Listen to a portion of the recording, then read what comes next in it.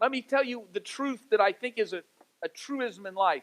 The fear of something is always worse than the reality of the thing we're afraid of.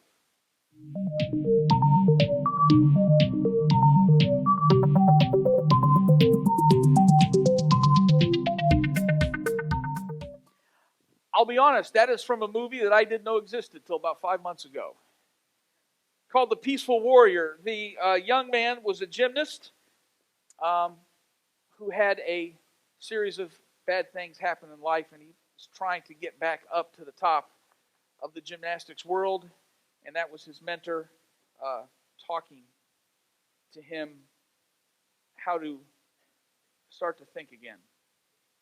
I'm almost embarrassed to admit this, but I am 55 years old, rapidly closing in on 56, and I'm just now learning the importance of what I think is a vital aspect of life. And that is this, the importance of right now. With almost every concept, there is a bad side and a good side. And we mostly think about the bad side of this concept, living in the moment. We think living for today, be reckless, and have no thought about tomorrow. Eat, drink, and be merry, for tomorrow we die. And when someone says they're living in the moment, that's what they're talking about. All party right now, no concern for the future. And I agree that this is unwise, but that's also not what we're talking about. Because this is important too. As bad as that side is, so is this side. Living a life where no moment is ever enjoyed. Perhaps the first time I ever did this to even a satisfactory level was about 4 years ago. My wife and I were on a trip.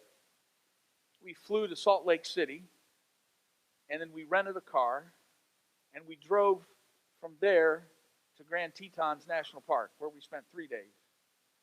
Then we spent 1 day in Yellowstone, and then on a Sunday, we drove from Yellowstone all the way to Glacier National Park.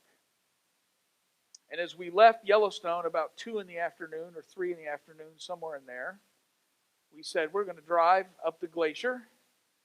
We'll just pull off at some Wendy's or McDonald's and we'll eat between here and Glacier. Can I tell you something? There is no McDonald's or Wendy's between Yellowstone and Glacier, and that was about a 6-hour drive. And it was a 6-hour drive because you can do 90 miles an hour and nobody cares. So dinner that day, we still talk about it. Dinner that day was a sub sandwich in an Exxon gas station in Choteau, Montana. That was a trip in Glacier where there was a day that we still talk about. We walked about 15 miles that day. The first part of the day was a 6-mile walk uphill to Upper Two Medicine Lake on a trail that we shared with mountain goats and bighorn sheep. And there was one mother bighorn sheep that was not giving up the trail. So we had to take a little sideways up through the brush. And up the mountain ridge on one side and all the mountain goats looking down these beautiful reflective lakes on the other, snow-capped peaks around us, where we sat on a log by Upper Two Medicine Lake about 100 yards past the sign that said, you have now entered active grizzly bear habitat. And we shared peanut butter and jelly sandwiches, yogurt, and probably a few other things. You must be aware of the moment when you're in active grizzly bear habitat. The next place I learned it was 3 years ago when I went to Scotland with Adam. Normally my life has been where you kind of have a goal, you push toward it, something you want to see realized, and then the second it happens, you immediately move on to the next thing.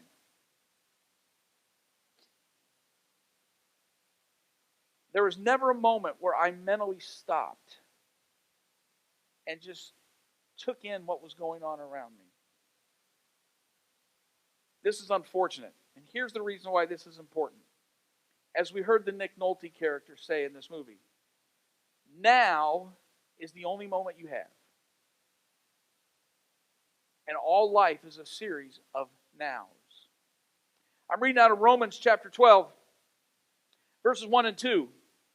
It's a well-known verse. Paul writing says, "Therefore I urge you, brothers and sisters, in view of God's mercy, to offer your bodies as a living sacrifice, holy and pleasing to God, which is your true and proper worship. So do not conform to the pattern of this world, but be transformed by the renewing of your mind. Then you'll be able to test and approve what God's will is, His good, pleasing, and perfect will." Here's some of the ways we need to change our thinking in order to live more triumphant, more productive lives. The first thing we do is we let the weight of the past stop us from any enjoyment of the present. We tend to remember every failure and every slight. Every one. The key strikeout. The missed shot. The failed test. We remember the words that 8-year-old kid said to us on our birthday at our birthday party. 4 eyes, pizza face, fatty, beanpole, whatever it is. And it still stings. And sometimes we still live in a shell for something that happened in October of 1972. We remember that time we fell short. And we're so in fear of falling short again that we just refuse to try. Some of those things still sting. Some of you in here remember what you were doing when the ball rolled through Bill Buckner's legs in the playoff game. You remember the night that Steve Bartman reached out over the wall. I remember where I was when my beloved Cleveland Browns, Kevin Mack, fumbled at the 1-foot line going in for the winning score against the Denver Broncos in the AFC Championship game in 1987.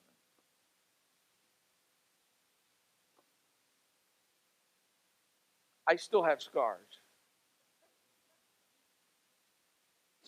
Plus, we think every sin, every shortcoming of the past disqualifies us from acting in the present. We think, I'll leave it up to someone better than me, more qualified than me. They don't know what I've done. They don't know my history. All of us sometimes have chips on our shoulders. I have a chip. I grew up in a steel town. If you've been in Decatur, Illinois, you've been in my hometown. Though I grew up in Marion, Ohio. It's the same town. So I think in the last 15 years, Marion's done a little better than Decatur, but that's a different story. It was a town that made power shovels for the coal industry until 1983 when that whole thing collapsed. Road graders, bulldozers, big Armco steel plant, and the only thing going, if you have in your house a KitchenAid, Maytag, or Whirlpool dryer, it was made in my hometown. Everybody worked at the factory, everybody worked on the line, and I grew up in Fair Park, which was on the wrong side of the tracks. I still carry around a little chip on my shoulder because I grew up in Fair Park. There was about 4 of us in our neighborhood, Bryant and Danny and Billy and myself. And we were always trying to outdo the rich kids on the other end of town. I still carry around a little bit of that chip. We all carry around that voice, that sense. I know some of the towns that some of you grew up in. I know you know what I'm talking about. Fear from the past, fear from experiences, fear from a perceived sense of status drives us and keeps us from doing stuff in the present. And now we've even taken it up a notch. We used to struggle with fear based on our own experiences, but no longer. Now we've moved to another level. We have the 24-hour news cycle now. Now we hear about someone else and what may have happened to them, and now we've taken that fear of what might have happened to them and turned it to our reality and keeps us from doing anything.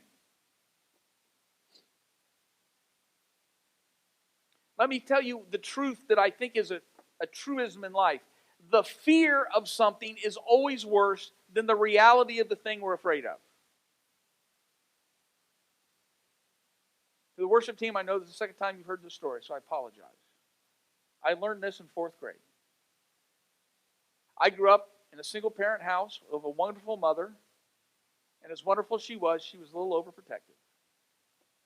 She was mortified when she came home one day to see all the neighborhood boys in our backyard standing in a circle with two boys in the middle with boxing gloves on. We just decided to have a tournament. But I was fearful. Sometimes bullies would threaten me. If you don't do this, I'm going to beat you up. And it scared me to death. I had this knot in my stomach. And I lived in terror of that moment. But as I got older, I had learned to verbally make up for that fear and to come back with a really well-worded, sharp comment that would really leave somebody in the dust. Now, that's probably not the best thing to do if you're fearful of getting punched in the face. The awareness of the possibility of getting punched in the face should have stopped my mouth from saying a few things, but my fear of that did not overcome my ability to say those things. And one day in my driveway, I said something like that to Ronnie Salyer. Ronnie hauled off and punched me right in the face in 4th grade. And the first thought I had in the split second after it happened was this: well, that's not that bad at all. The fear of it was 20 times worse. It was paralyzing. The punch stung a little bit, but it didn't paralyze me. Looking backwards in fear always takes energy and a focus off right now. The other thing that keeps us from moving ahead is this impending future that always looks dark, always looks gloomy, always looks terrible. When we do this, we're borrowing trouble that hasn't even happened yet. I have lived through now about 25 panics in my lifetime. There's parts of the current one, I'm going to count this as number 26. Parts of it. And gloom and doom has been predicted each and every time. And somehow life has gone on, and in many important ways, life has improved and gotten better for most of us. I look around, and I bet probably very few people, if any, have had to go in the hospital for exploratory surgery. That's an old term. That's when you had a pain, they didn't know what it was, so they just opened you up and moved their things around in there to see if they could find it. Now we go get MRIs.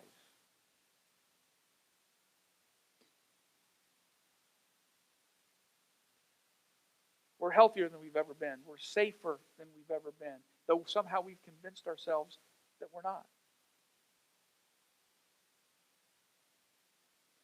We talk in other ways. My mom and dad got divorced, therefore it probably will happen to me, so I'm not going to get married.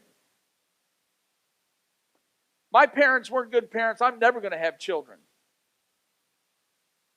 That's like saying, well, I went to a restaurant and had bad food, therefore I'll never eat again. I got burned before, therefore whatever I got burned with, I will never, ever, ever try again. Many people never experience a bright future, but it's not because it wasn't destined to happen that way. It is because they stopped trying and stopped moving and believed it wasn't possible, and so they went into a shell. Matthew chapter 6 says this: therefore I tell you, do not worry about your life, what you will eat, or about your body, what you will wear. Is not life more important than food, and the body more important than clothes? Jumping down to verse 27, can any of you by worrying add a single hour to your life? That's a danger, this paralysis of fear about the future. There's another danger, it's one I expressed already. That's the danger of always looking to the next challenge, the next thing, never stopping in the moment you're in. And so we never experience this moment. And all of life is always in this moment. I'll never be able to stop drinking, therefore, why try? You can stop it right now. Just this moment. That's all you got to worry about. This moment. I find it interesting that when Moses encounters God in the burning bush, Moses says, listen, the people I go to, they're going to ask me, who it is that sent me. They're going to ask me your name. So when they ask me, who is this God you're talking to us about, what shall I say? And God said, tell them, I am has sent you. A God of the present.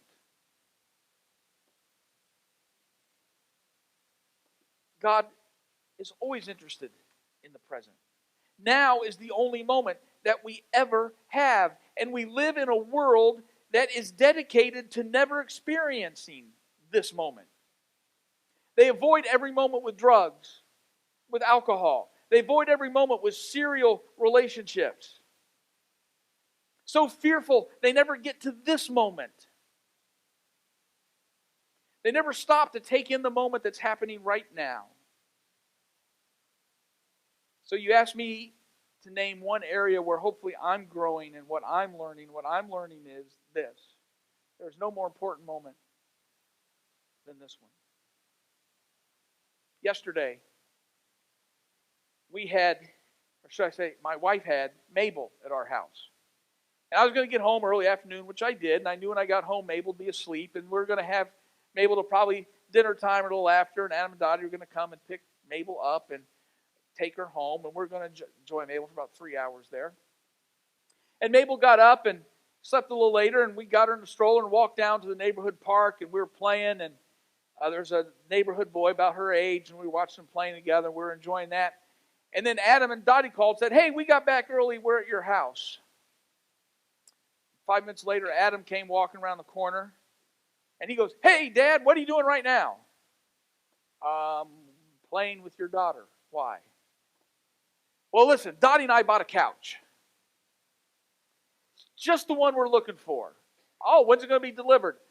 That's the thing, Dad. I need to pick it up. What are you doing right now? Because if we leave right now, we can get to the U-Haul place, rent the cargo van, go to the store, put the couch in it, get to our house. You and I can carry the couch into the house, and then we can get the van back to the place before it closes. All right, let's get it done. So we left, got the van, got the couch, took it to his house, got in his door. It's never as easy as it seems. Got the couch in, everything else. Took the truck back, made it back to our house about 7:15, which means they're just going to grab Mabel, go home. So my 3 hours with Mabel has now been condensed into this was little time at the park watching her play. So as they were getting stuff ready, she's playing with blocks or something on the floor. I laid down next to her, kind of propped myself up, head on my elbow, and I kind of hugged her with one arm, and I said, Mabel, I want you to know your grandpa loves you very, very much. And she said, oh, I know that. Can I tell you, that made my month. That moment made my month. I got to tell you, as a grandparent, I'm much more aware of that moment than I ever was as a dad at the same amount of time. When my kids were 2 and 1. I've learned the moment is important. It's impossible for me to influence the future. It's impossible for me to change the world someday. It's impossible for you to change the world someday. None of us can without stopping in this moment where you can influence this moment. The moment cannot be experienced unless we stop and live in it. Just for a little bit. At the end of Joshua, Joshua says to the people, choose for yourself this day whom you will serve. As for me and my house, we will serve the Lord. It's amazing how fast time goes by, how many moments fly by. We need to learn to stop in this one. They don't last that long. We say, I will do this, I will accomplish this, and you know what? I will do this when this other thing happens. When everything comes down, then I'll work on my thing. When all this current little panic, then I'll start exercising. When this happens, then I'll do this. I would just ask you to stop waiting for all the planets to align. What can you do now? Want to change the world? This was a famous graduation address from about 3 years ago. You want to change the world? Make your bed this morning. I can't afford a car, but you can save that $20 you want to nickel and dime yourself with. You do that enough days, you'll afford your car. I can't run a marathon. No, but you can take a walk for 40 minutes. And 2 weeks from now for an hour. You have a personal goal? The time is now. You want to enjoy your children? Well, I will when they start behaving. Do it now. Do it now. You know what? I'm going to serve the Lord when I get all these goals, when everything in my life aligns, when I get everything right. No. No, the time is now to do it. You only have this moment. The first thing we have to do is change the way we think. And for some reason, God is very much a God of the present. Even in the church. For years we sang, "Some glad morning when this life is over, I'll fly away." Oh yes, I'll enjoy that moment when this happens, when I get taken away to glory, when I cross over the Jordan, all the words that we use, when that happens in the end and we forget that God created the earth and He said at the end of the sixth day, it is good. This world. We have this moment.